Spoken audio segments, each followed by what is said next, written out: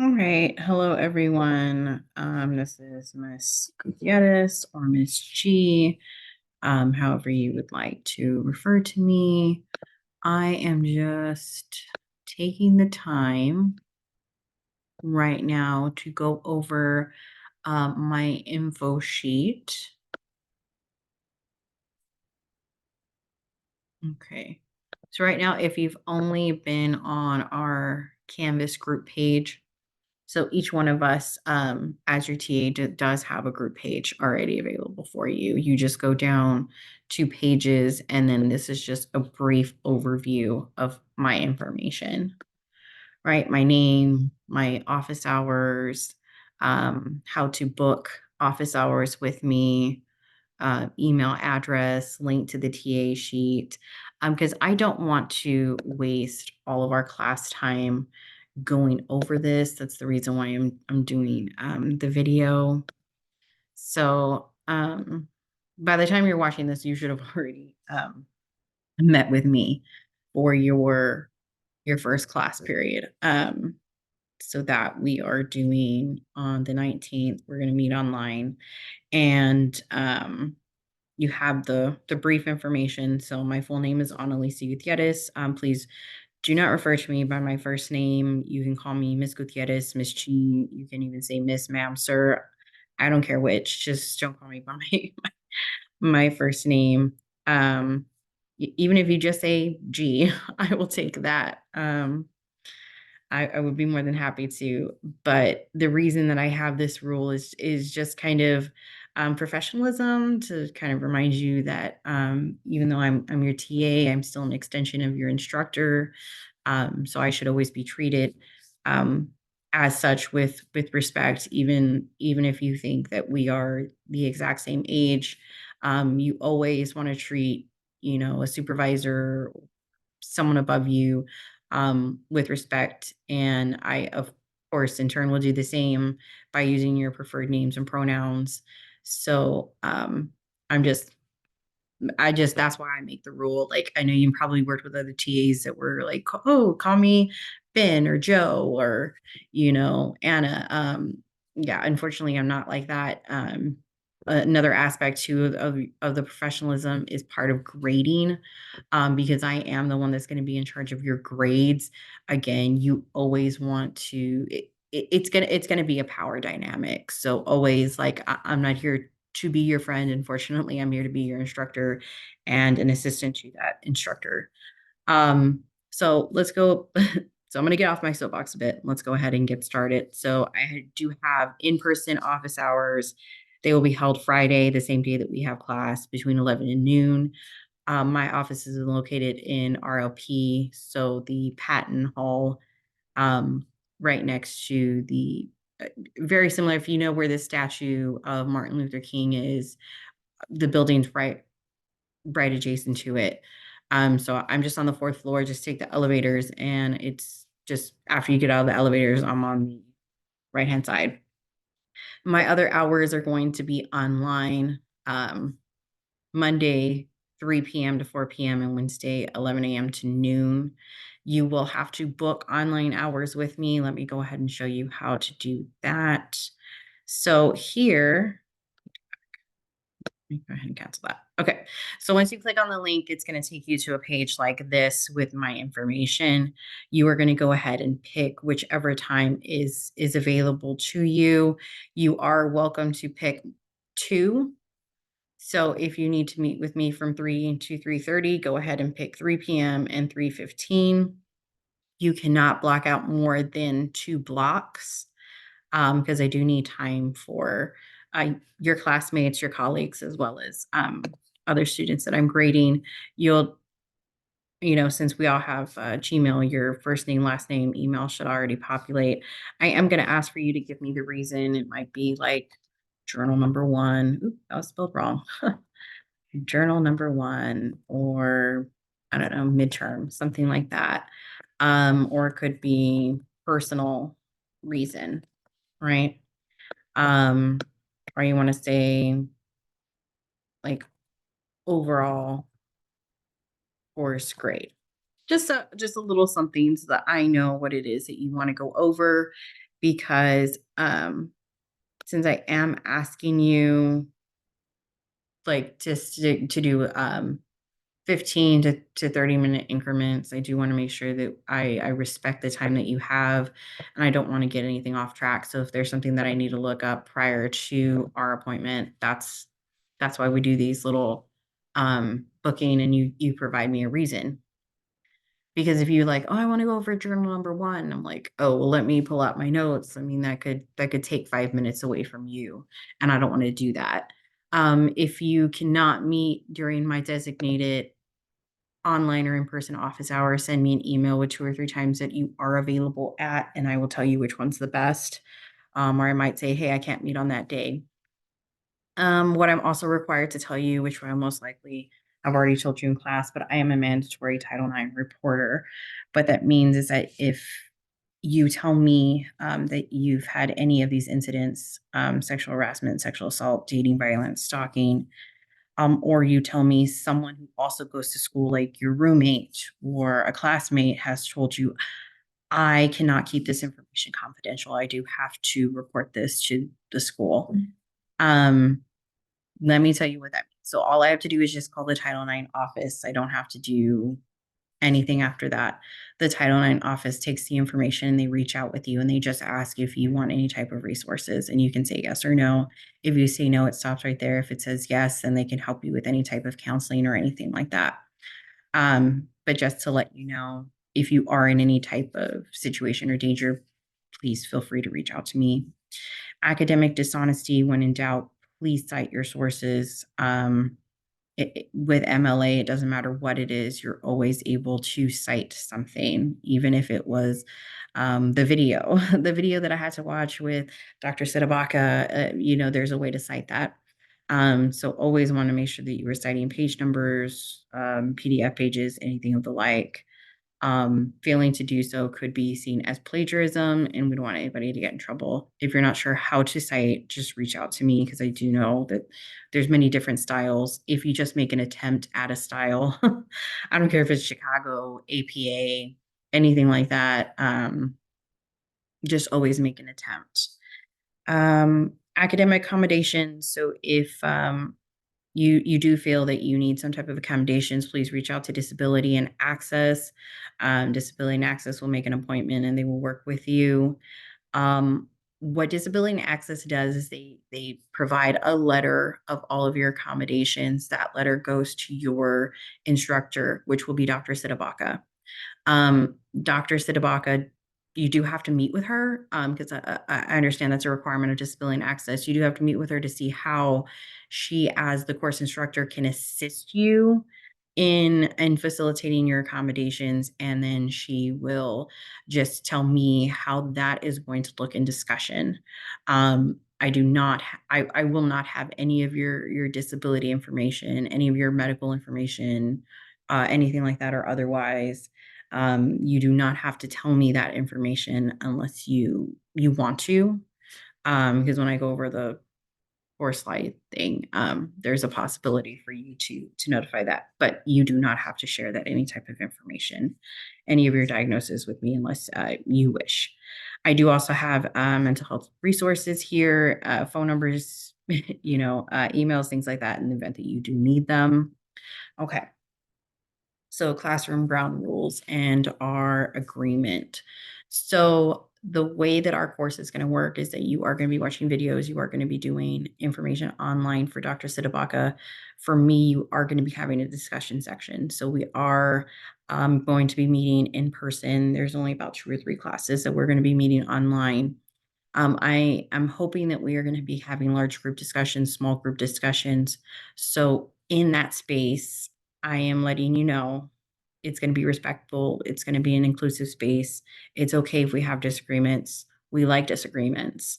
But disagreements does not mean that you have the right to be mean, to be racist, to be sexist, to use any type of abusive language with me or with your classmates. If that occurs, I mean, I can very easily tell you to leave the space, to leave the room if you're in violation of these. I also believe if there's anything that you want to add or change, you do have the right to do so. This is a Google Doc for a reason. This is not set in stone.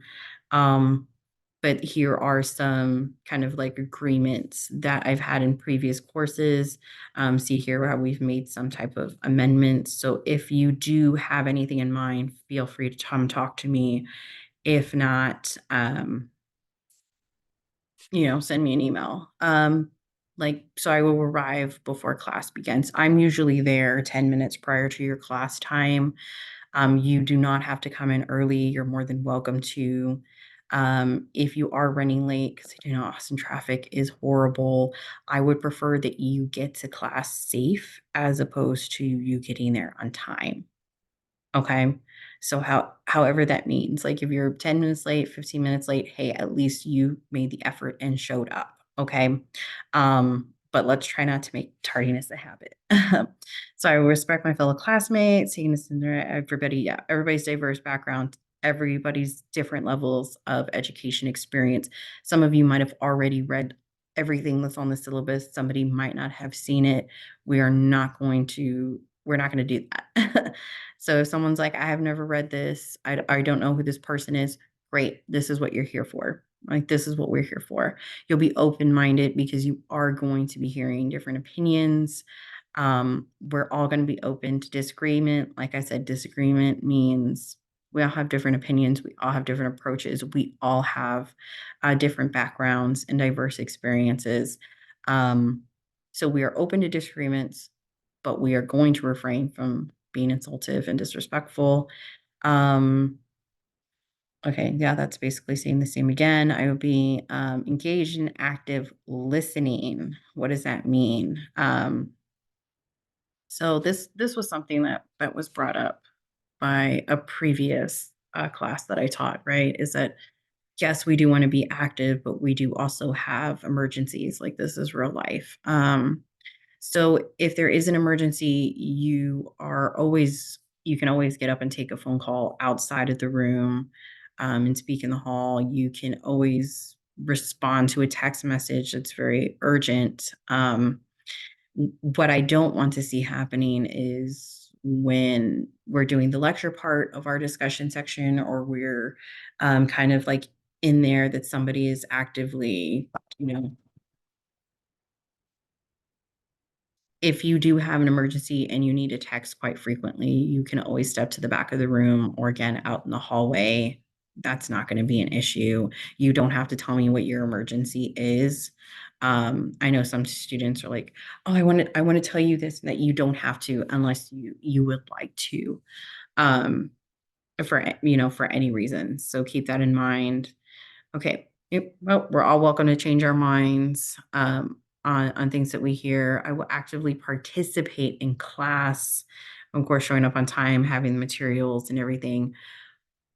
This was another amendment that I made for students, because I do want you to realize that attendance and participation are two different things, right? You can come to class and get your attendance points, but you may not get participation points if you're sitting in the back not talking to anybody, or you're staring at the wall, or you're staring at your phone all day.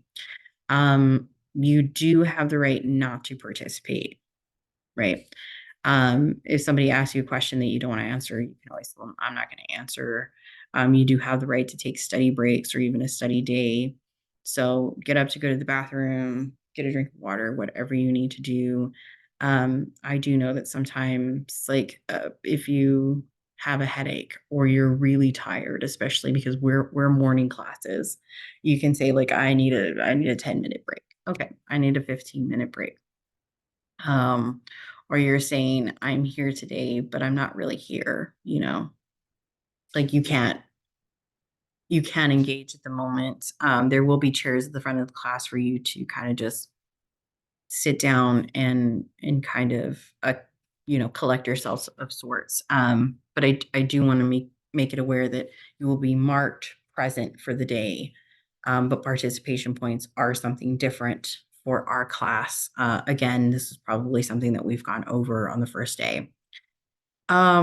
I do want this class to be verbal since everything is online, watching videos, we're posting discussions. I do want us to be able to have this verbal interaction and contributions of, well, what did you think of the reading? And what do you think of this? Or do you have any questions? Or, if we're all going to sit there and say, I'm just going to type up my reading journal, and okay, we'll have classes for that, right? We'll have catch up days and things like that. But I do want this to be a verbal contribution.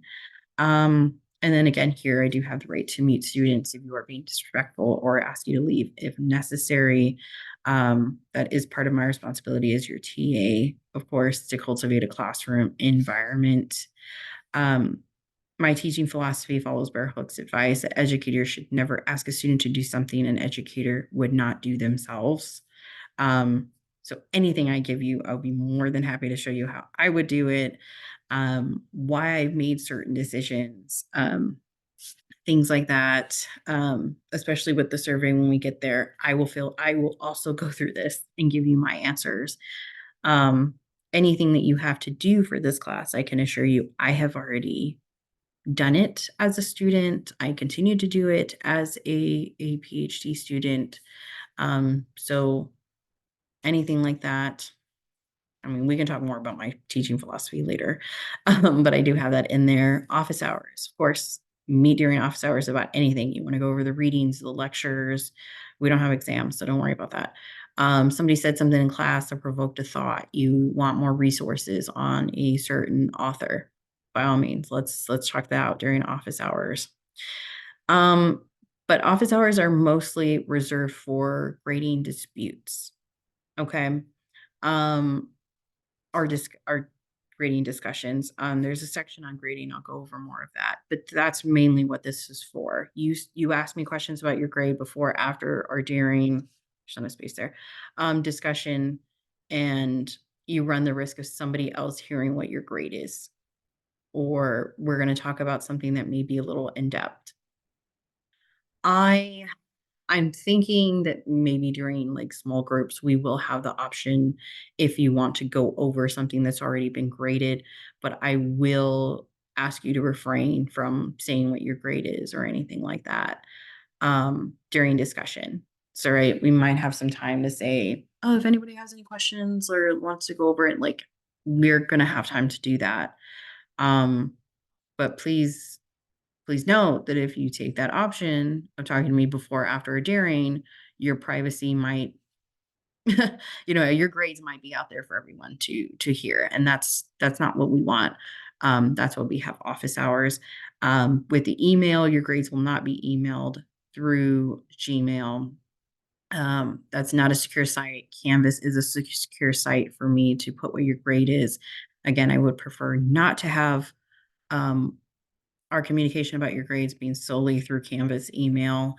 But that is an option for you to consider. Just letting you know, it's not a constant form of communication. Like, I'm not going to respond to you immediately. I do respond faster to my Gmail account than I do Canvas, because that's just a different system. But anytime you send me an email, please note that it can take anywhere from like 1 to 3 days for me to respond, especially if it's a weekend or in the evening time. Like if you send me an email at 8 because we have something due at midnight. Now, again, we don't have those strict deadlines, but I'm just foreseeing at the very end of the course. Don't wait for the last minute. That's all I'm saying. Don't wait for the last minute to send me anything. Um, Okay. Don't wait for the last minute. Here are just some examples of how you can put your information directly in the subject line, so I can very easily see what it is you're needing. Like maybe you have a question on journal 1, maybe you need to meet with me, you know, that's not during office hours. This is a great way for you to do so. You should always have a professional message, some type of hello, good morning, hi, Miss G. Um, with the information that you need. Like, hi, Miss G, I was hoping that we can meet in regards to journal number 1. I have time on Wednesday at 8 a.m. Would this work for you? Um, blah, blah, blah, blah, blah. Let me know by Tuesday morning. And then you always say, like, have a respectful, like, best regards or sincerely or thank you and your name. Okay. You should always do that, not just with me, but with any of your professors. You're going to constantly hear me say that. Like, this is not only a good tip to have for this class, but maybe all of your classes, or maybe even future employment. And that's one thing that you should probably take note of. Attendance. So again, because this is a self-paced class, this is a discussion section is also one part of the course and not something that is necessarily mandatory or needed for you to get an A. The attendance itself are non-mandatory unless you want discussion section to count towards your final grade. Okay, so I will take attendance at the beginning of every section. I do have my grade book for that.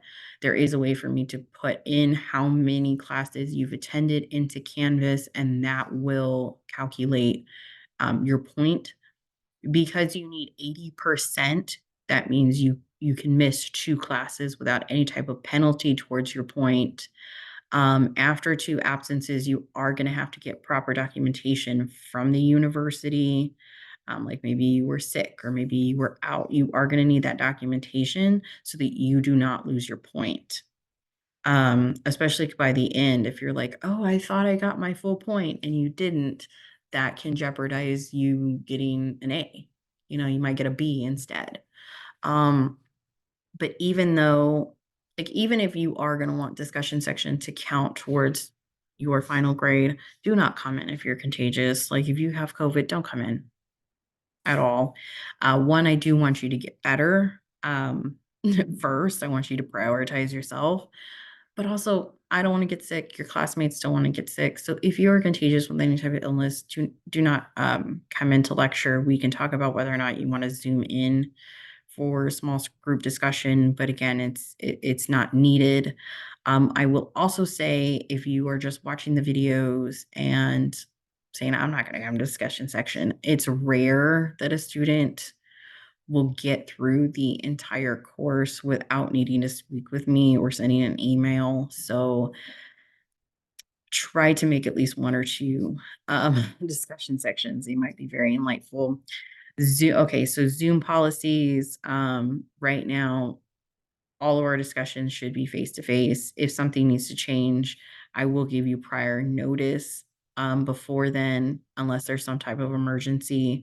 The Zoom classes that we are going to have, because I do have conferences these days.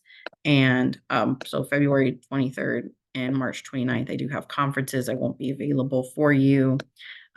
So we will have to do our discussion section on Zoom, which means we'll be doing something different than probably what we'll be doing face to face. This is the day before spring break. And I can tell you the Friday before spring break, hardly anybody shows up, but everybody has a phone, everybody has a camera on it. You can definitely Zoom your class. And that's probably going to be an easy participation point and probably just a check-in day, catch-up day, but we'll revisit that. But these are the designated class times. Again, because participation and attendance are different, one of the things I would say to help your participation day is to keep your camera on if you can, mute your mic, things like that. We've probably taken so many Zoom classes, you probably don't need all of that as a refresher. Preparation.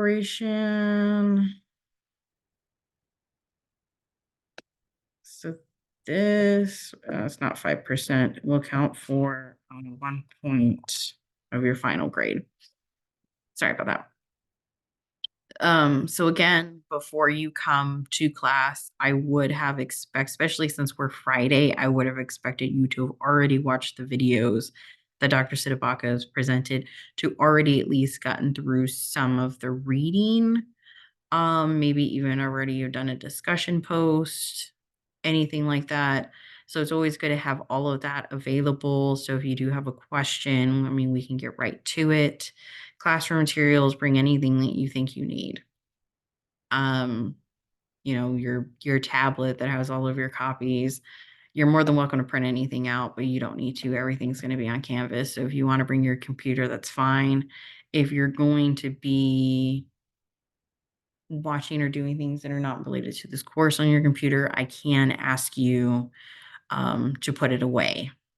Okay. Um, Especially if it's anything that's inappropriate. So if you're updating your your dating account or whatever, I will ask you to put your computer away um, so that we can focus on class.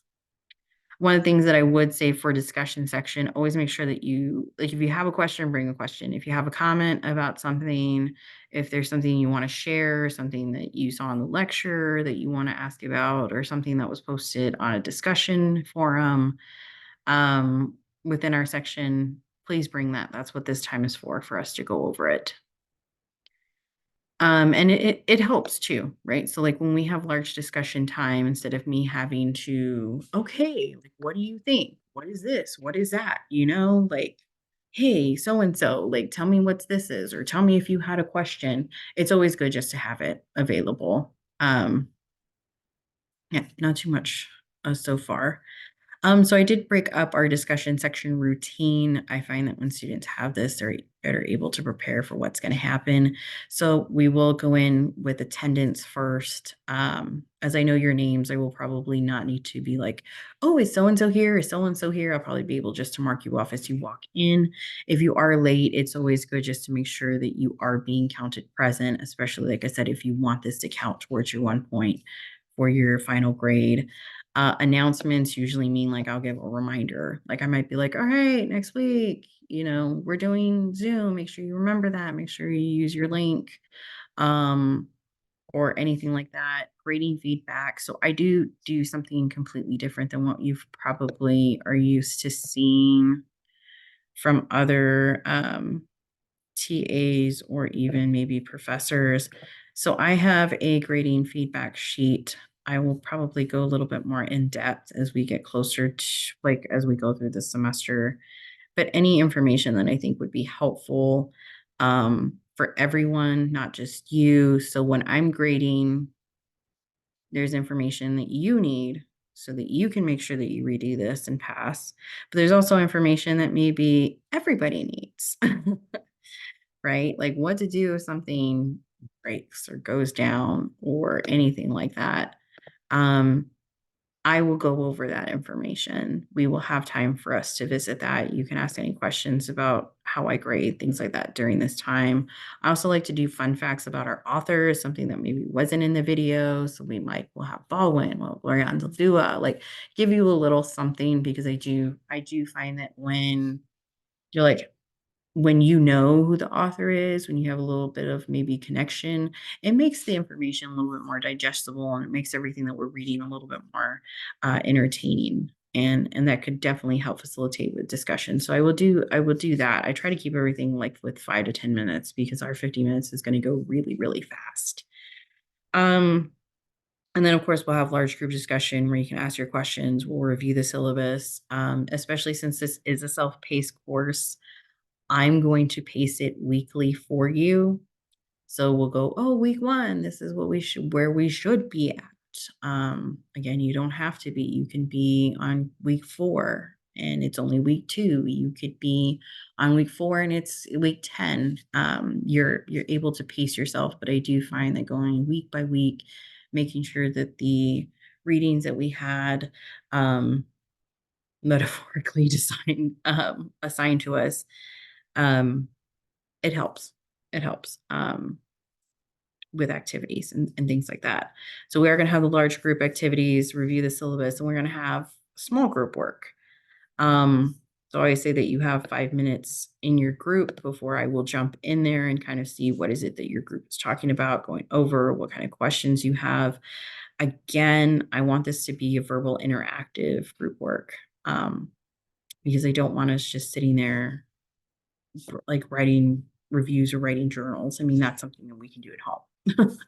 Like the reason that you're here in a classroom of 20 to 27 people is for that verbal interaction. So with our room, the way that it's made, we can kind of do 4 groups. We're going to have 2 very large groups, and we're going to have 2 smaller groups. And the way that I want it broken down is that like group 1 and 2, um, I mean, these are going to be our folks that want to like, oh, I was going over the lecture and, let's kind of review that. Let's kind of go over the readings. There's going to be sometimes when you're like, hey, I read this. I didn't really understand it. Hey, I want to discuss it. That's what these groups are for. Group 1 and 2, they're going to be the larger ones. Group 3 and group 4, they're going to be smaller. So you're going to have like 4 to 5 people. Um, and that's where you're going to be like, oh, maybe you want feedback, right? Maybe you want to work on your journal reading together. Maybe you want to look to see how can we improve our midterm or anything. This is where you can do your collaborative working with your peers, or maybe trying to get someone to do feedback. The last 15 minutes, I know it says reserved for exercises, but this might be more like a closing ticket, or this might be more like feedback information. So again, I will give you about 5 minutes of strategy or information that I think would be helpful. Crit is something that we kind of focus on in this class. That's just an assignment Dr. Sidabaka is going to have. So I might break these down and say like, okay, this is how we do crit. Step 1, step 2, step 3, step 4. And then I might give you what here is called an exercise, but it might be something um, like here's 3 questions to answer about paraphrasing, or here's an example of how you did paraphrasing of X, Y, and Z. Something very simple like that. But the last 15 minutes are going to reserve for us to do that. Okay. So after we've gone through the syllabus, after we've talked about everybody that we've gone through, it's like, all right, here's something that you can kind of like take away from our discussion section. Let's talk about paraphrasing. Let's talk about analyzing.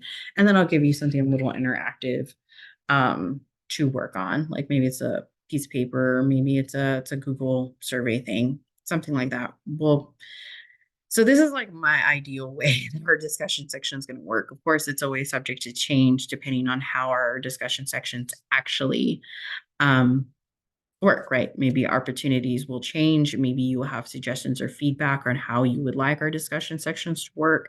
I'm very open to that. If you're like, hey, I think we should add a group that does this, or hey, I think we should, maybe do large discussion only. Okay, if we get enough people that want to do that, awesome. That's what this is for. So this is how I would work the discussion sections, especially because we are going to have people that are on different weeks and things like that. Again, we'll see how it works. I did a timeline for you here. Um, Again, this is always subject to change, and I'm always interested in hearing what your opinion is. Having been the one to go through this facilitation.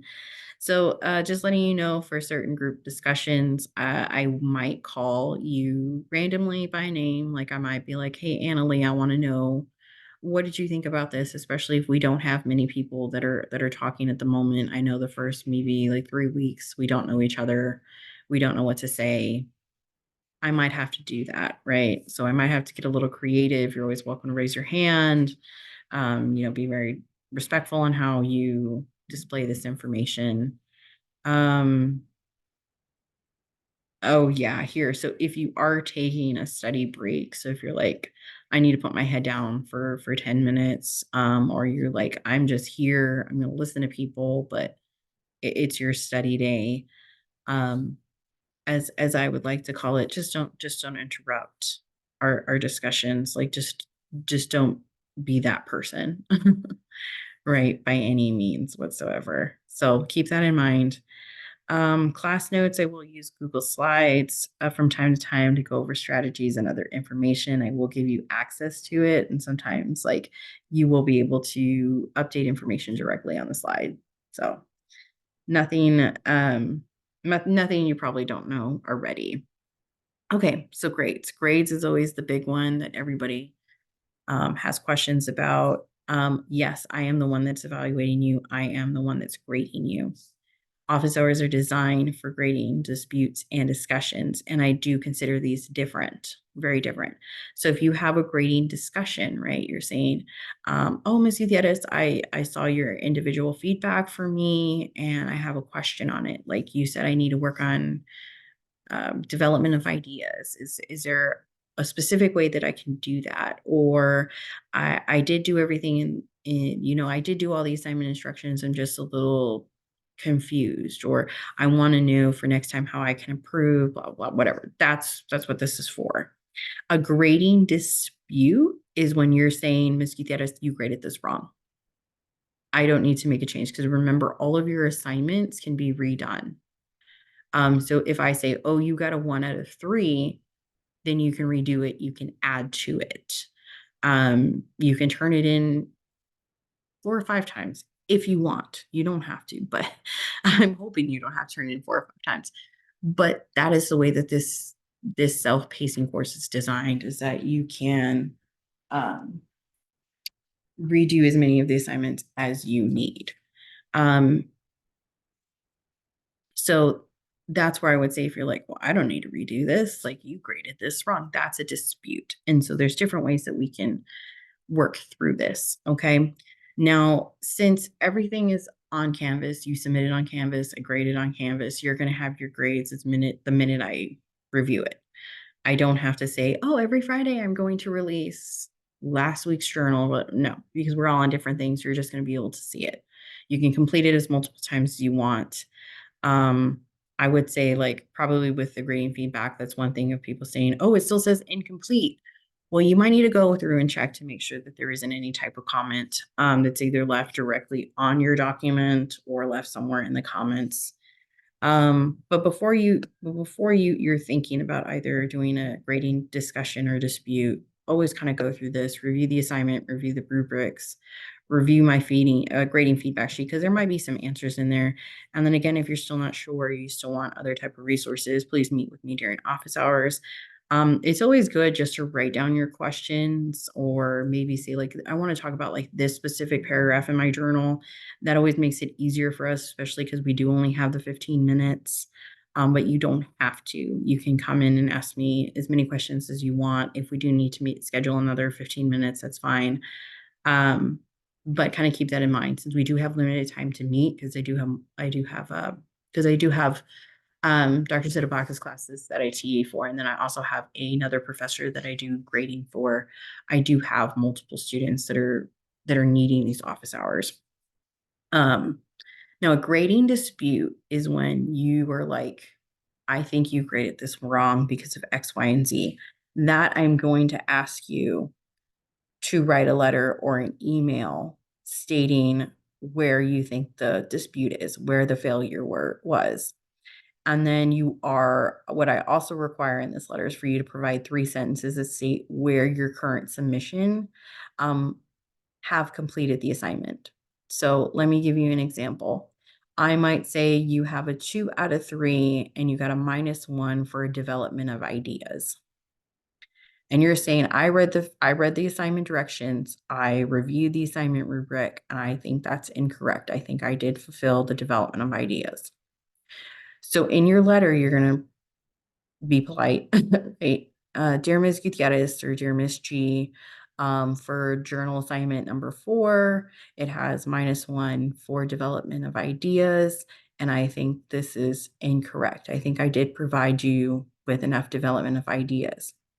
And then you're going to give me your 3 sentences that state, I provided you with development of ideas, showing this, showing that. Do not copy and paste what you've already put down in your journal, right?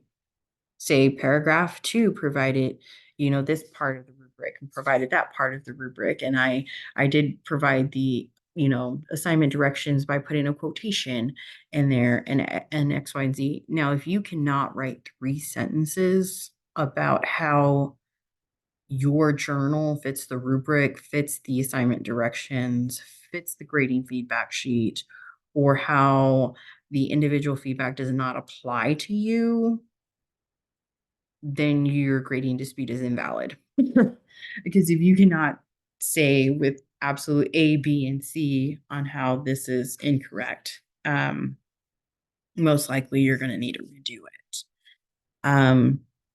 Okay, so just kind of keep that in mind.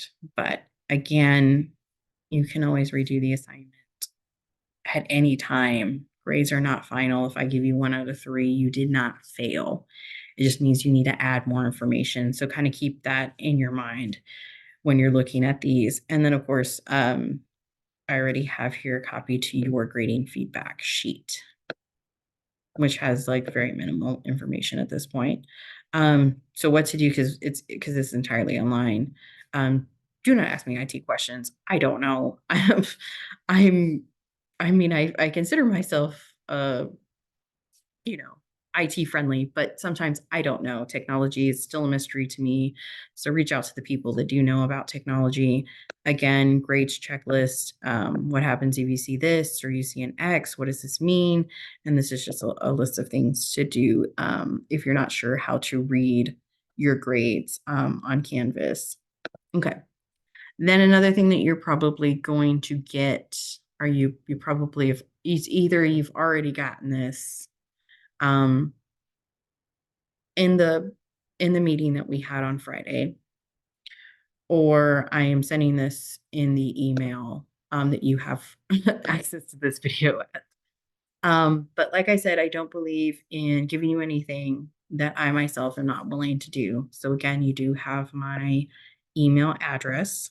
You do have my full name, and my preferred name is Miss Gutierrez or Miss G, or just anything that's not my first name.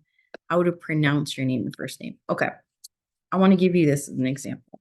And again, you can always put does not apply, or if you think it's not needed. So I can say my preferred name is Anna Lee, which is it's just a shortened of my full name. Well, how's that pronounced? It's pronounced Anna and then Lee. Like that. That's all the space is for. Anna Lee.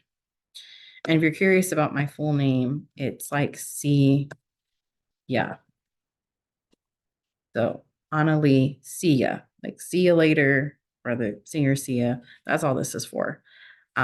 If you think you need it, put it here. If you think you don't need it, that's fine. And then pronouns, my pronouns are she, her, hers. Again, like I said, if you call me sir, you're not going to offend me. That's okay. Or if you just call me G, that's not going to offend me. If you're like, oh, this is my TA, they do this, they do that, not going to offend me whatsoever. Of course, I want to know if I can use your pronouns in discussion. Yes, you can use my pronouns by any means. If you put no here, like, can I use your pronouns in discussion? That just means I won't use them in discussion between me and you. I'm always, it doesn't bother me what pronouns you have. I will be more than happy to make you comfortable and use them.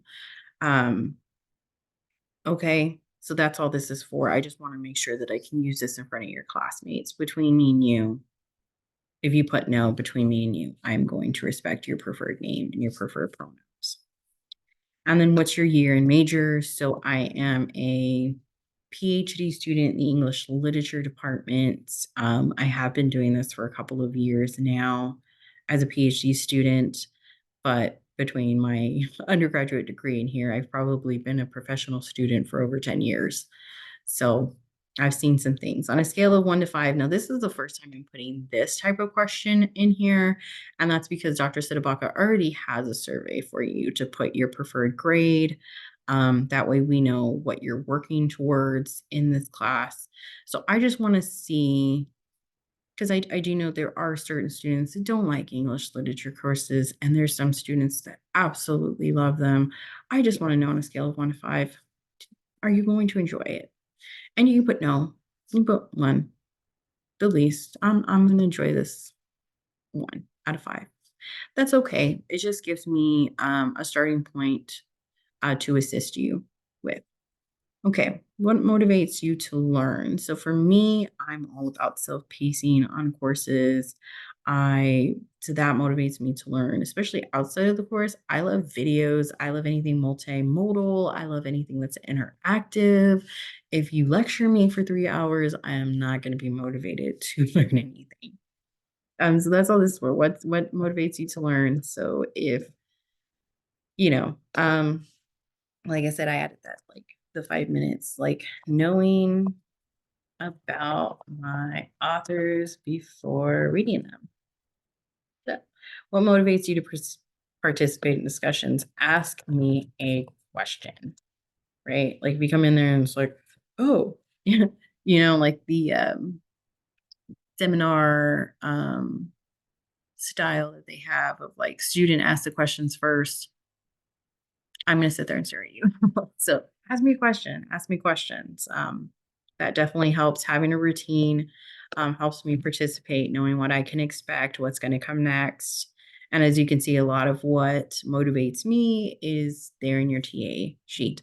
So as your TA, how can I help you achieve the grade that you want? And again, this could be many things, but if I had a TA, I would say, help me when I ask questions, help me with meeting deadlines.